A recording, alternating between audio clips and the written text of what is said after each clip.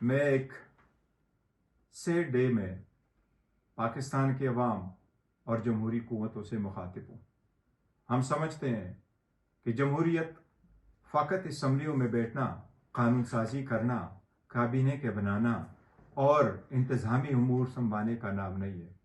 اس میں عوام کے حقوق کا تحفظ کرنا اور ان کے بنیادی حق جس میں احتجاج شامل ہے، جمہوریت کا نام ہے۔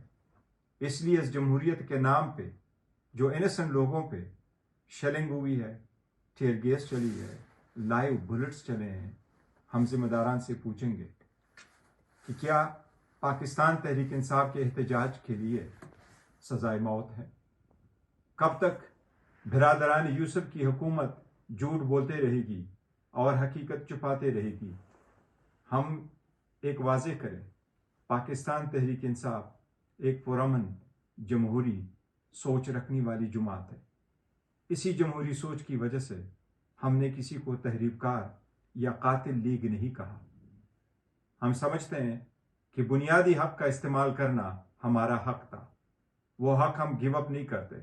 جمہوریت کے لیے، خان صاحب کی آزادی کے لیے، 26ویں ترامیم کے خلاف، عدلیہ کی آزادی کے لیے ہمارا تحریک جاری رہے گا۔